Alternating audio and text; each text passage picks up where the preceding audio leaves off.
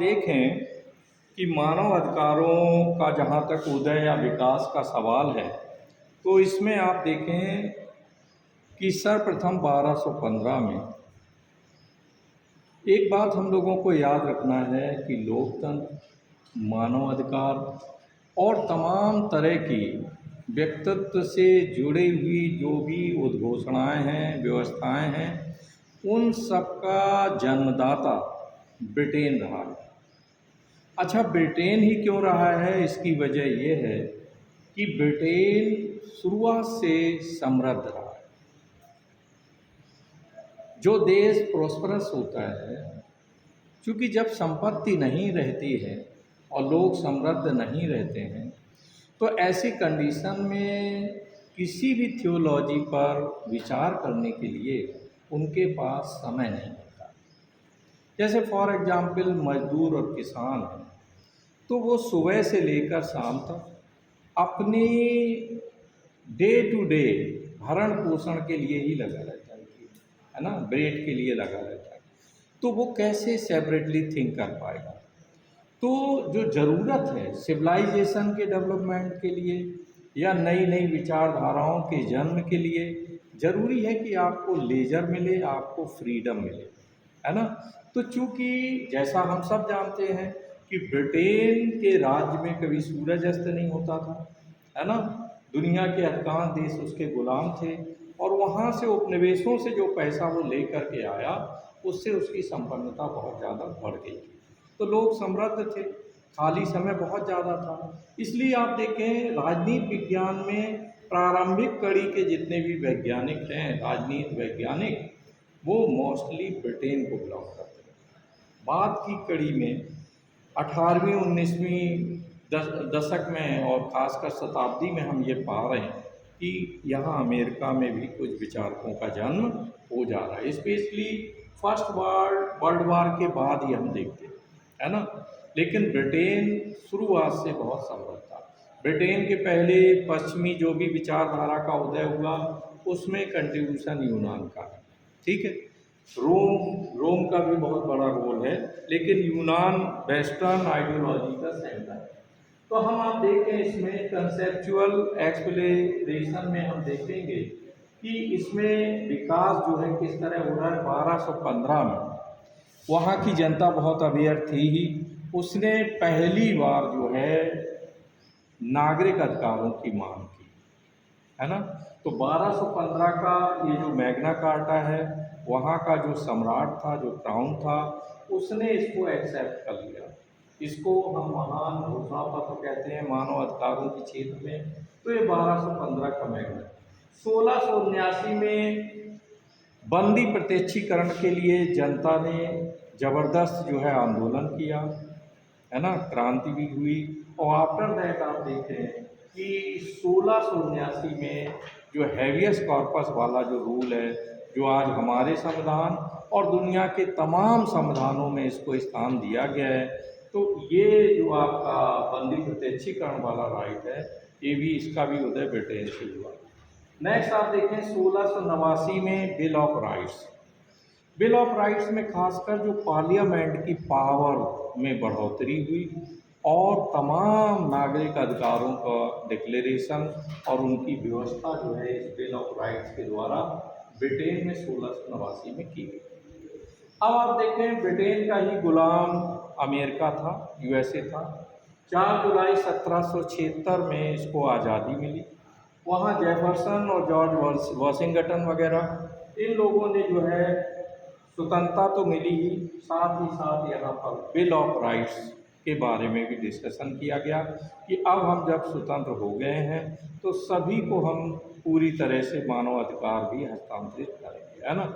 और ब्रिटेन से मुक्त होने के बाद अब हमारा अपना विधान होगा और उसमें हम पर्याप्त स्थान जो है वो देंगे देशवासियों को।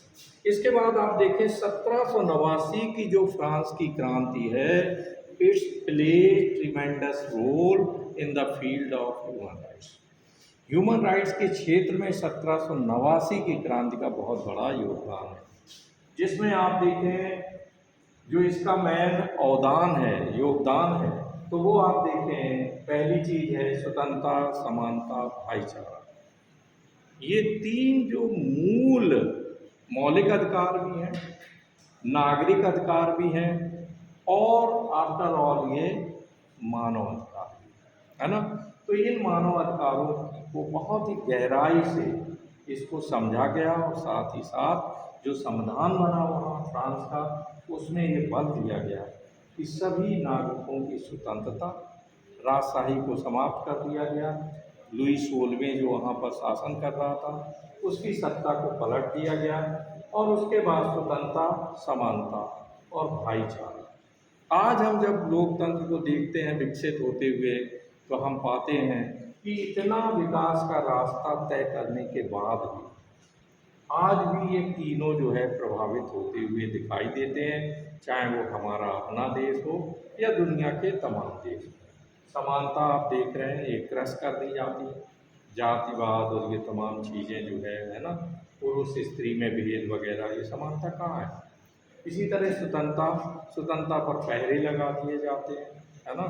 आफ्टर ऑल जो है, अगर कोई व्यक्ति सच बोलता है, सरकार के अगेंस्ट बोलता है, तो इन दैट केस उसे सलाखों के पीछे पहुंचा दिया जाए। इसके अलावा भाईचारा, सरकारें इस आधार पर बढ़ रही हैं कि वो ब्रदरहुड को समाप्त कर रही हैं, यानी जाति, धर्म, भाषा, क्षेत्र, सब आधार पर इन सारे जो संकीर्ण मुद्दे हैं, इनको छोड़ते हुए भाईचारा, ये लोकतंत्र का प्राण है। लोकतंत्र मीन्स ये थोड़ी है कि हम 5 साल में इलेक्शन हो, हम जाकर वोट डाला। लोकतंत्र के मायने है ये पिलर्स, जिन पर लोकतंत्र टिका हुआ है। अगर ये सही चल रहे हैं, और आप देखें बखूबी बड़ी खूबसूरती के साथ पॉलिटिकल पार्टीज इन चीज़ों को क्रश कर रहे हैं, है ना। याद रखना कि जो प्लेटो, सुकरात, अरस्तु नंबर ऑफ थिंकर्स हैं, जो आपको दे गए वो आपकी विरासत है, और उसका संरक्षण, प्रिजर्वेशन करना हम लोगों का दायित्व है। ये नहीं कि बस हम केवल पढ़ लें किताबों में और यस इट इज राइट, बल्कि हमें इसके लिए संघर्ष करना चाहिए। नेक्स्ट आप देखें लोकतंत्र, जाहिर है जब ये तीन चीज़ें आ जाती हैं तो सही मायने में लोकतंत्र जो है जीवित हो जाता है।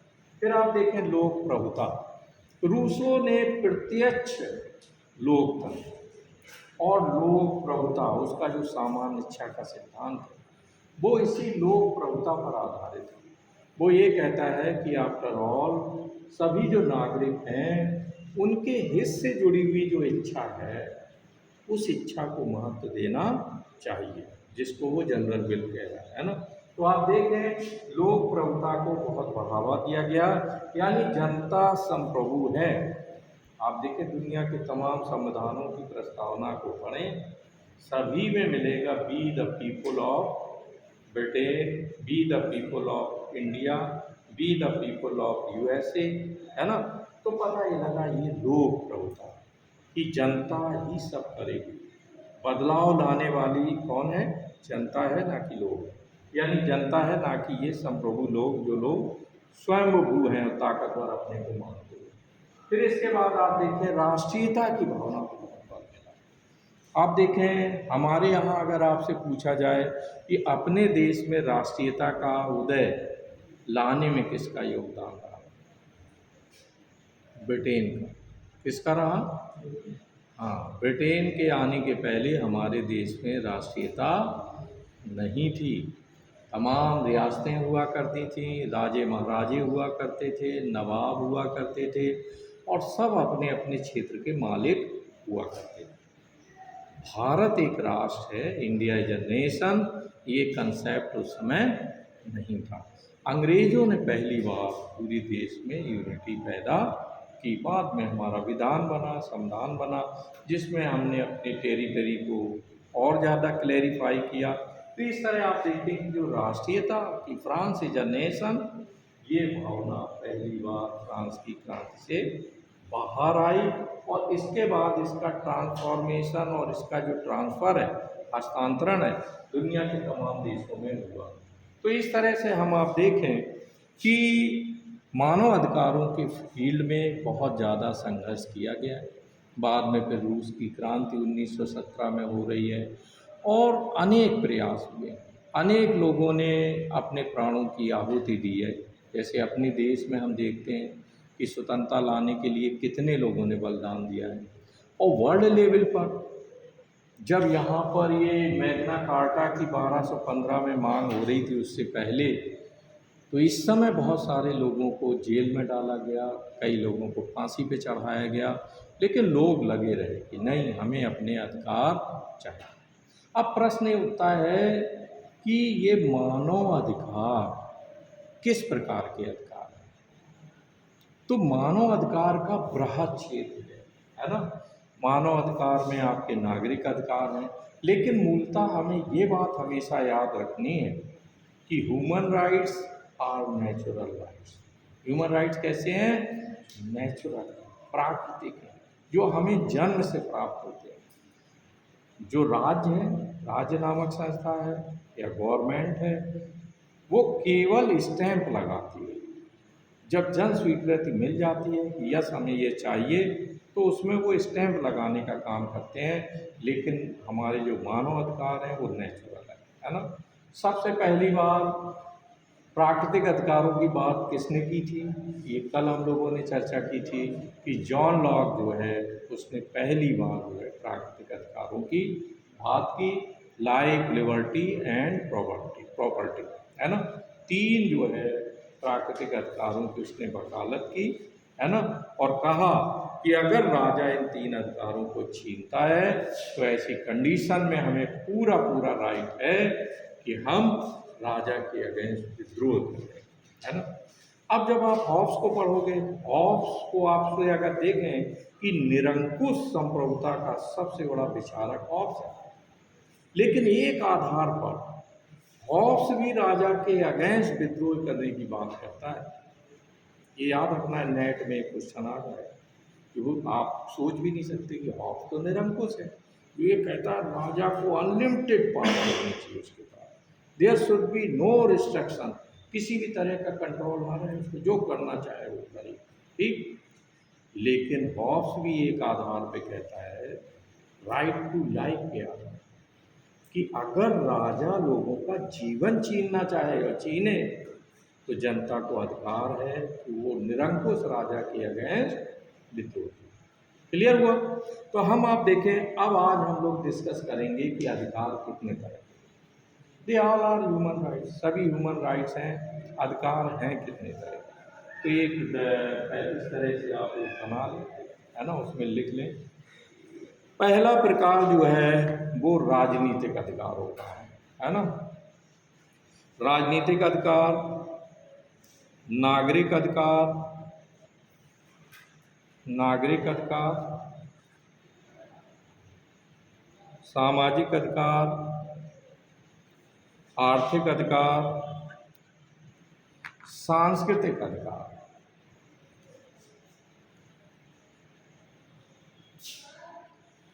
सांस्कृतिक, कल्चरल राइट्स, और प्राकृतिक अधिकार, वो भी एक प्रकार हो गया प्राकृतिक अधिकार। तो हम आप देखें कि पहले हम लोग देखते हैं कि मानव अधिकार के अंतर्गत कौन से नागरिकों को राजनीतिक अधिकार प्राप्त। पहला है कि वोट देने का, राइट टू वोट, वोट देने का अधिकार है। फिर एज ए प्रतिनिधि खड़े होने का अधिकार है, कि आप खुद MP MLA बनना चाहते हैं तो ये भी आपका राजनीतिक अधिकार है। और जो तीसरा अधिकार है वो है सरकार की आलोचना करने का अधिकार। अब आप देख रहे हैं सरकारें कैसी निरंकुश होती जा रही हैं कि अगर आलोचना करो तो उन्हें बुरा लगता है। कबीरदास जी कहते हैं, निंदक नेरे राखियो, है ना, आंगन कुटी छबा, है ना, कि आलोचक को बगल में रखना चाहिए, जिससे वो हमारी कमियों के बारे में हमें बताता रहे और हम उनका सुधार करते रहें। लेकिन यहाँ बुरा लगने लगा, है ना, हर शासन सत्ता को, एवरी कंट्री में, हालांकि जहाँ बहुत लोकतंत्र बहुत मजबूती से जड़ जमाए हुए है, तो वहाँ एक आदत बनी हुई है कि आलोचना को वो सहर्ष स्वीकार करता है। लेकिन हमारे जैसे देशों में इसमें बहुत ही कम है ना। तमाम ऐसे कानून बनाए जाते हैं, सांसदों को संसद से निकाल दिया जाता है बड़ी मात्रा में, तो ये सब चीज़ें अच्छी नहीं हैं। तो ये हो गया नागरिक अधिकार में आलोचना का भी अधिकार आपके साथ, है ना, जुड़ा हुआ है। नेक्स्ट आप देखें, नागरिक अधिकार में आपको जीवन जीने का अधिकार, आपकी लाइफ है, आपको बसने का अधिकार, रहने का, घूमने फिरने का, ये सब आपके नागरिक अधिकार हैं। इसी में ये स्वतंत्रता और समानता भी आती है ना। ये कैसे अधिकार हैं? ये सारे नागरिक अधिकार हैं।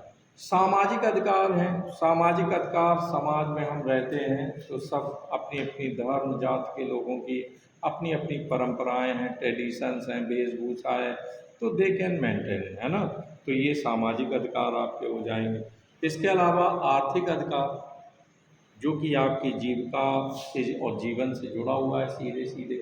आप देखें खासकर हमारे संविधान में मौलिक अधिकारों का दुनिया का सबसे बड़ा अध्याय है भारत के संविधान में, लेकिन उनमें आर्थिक अधिकारों की बात नहीं की गई है, जो सबसे ज़्यादा महत्वपूर्ण है ना। केवल सामाजिक और राजनीतिक अधिकारों की बात की गई है, लेकिन आर्थिक अधिकारों की चर्चा नहीं की गई है। उन्हें कहाँ रखा गया? राज्य के नीति निर्देशक तथ्यों में, और उनके पीछे विधिक अधिकार नहीं है। विधिक अधिकार नहीं है तो हम उन्हें लागू नहीं करा सकते। तो ऐसी कंडीशन में नेक्स्ट आप देखें सांस्कृतिक अधिकार। अलग अलग संस्कृतियों के लोग हैं, उनकी अपनी भाषा है, लिपि है, संस्कृति है, तो उसको भी मेंटेन करने का पूरा पूरा अधिकार। जिस तरह जैसे हमारे संविधान में अनुच्छेद जो 30 है, 31 नहीं है, 30 है, 29 है, इनमें बाकायदे अल्पसंख्यकों को अपनी जो है सांस्कृतिक पहचान बनाए रखने का अधिकार दिया गया है। अपने इंस्टीट्यूशंस खोल सकते हैं, अपनी भाषा और लिपि को सुरक्षित रख सकते हैं। तो इस तरह से हम आप देखें कि बाकायदे जो है ये आज मानव अधिकारों पर चर्चा हुई। आगे कल लेक्चर का विषय होगा कि मानव अधिकार और यूएनओ, मानव अधिकार और यूएनओ में क्या रिलेशन रहा है ना। और शुरू से तो हम आप देखें संयुक्त राष्ट्र संघ की स्थापना कब हो रही है? 24 अक्टूबर 1945। उसके पहले लीग ऑफ नेशंस था, प्रथम विश्व युद्ध हुआ, उसमें भी जन धन की बहुत ज़बरदस्त लॉस हुआ। इसके बाद आप देखें सेकेंड वर्ल्ड वार हुआ, इसमें भी बड़ी संख्या में लोग हताहत हुए, एक देश ने दूसरे देश पर हमला किया। तो आफ्टर ऑल आप देखें कि यहाँ पर संयुक्त राष्ट्र संघ में विस्तार से इसकी व्यवस्था की गई। तो अब हम आप जो है आगे के लेक्चर में यूएनओ, लीग ऑफ नेशंस, इनके साथ साथ मानव अधिकारों को आगे बढ़ाने में इनका क्या रोल रहा, इसका हम लोग अध्ययन करें।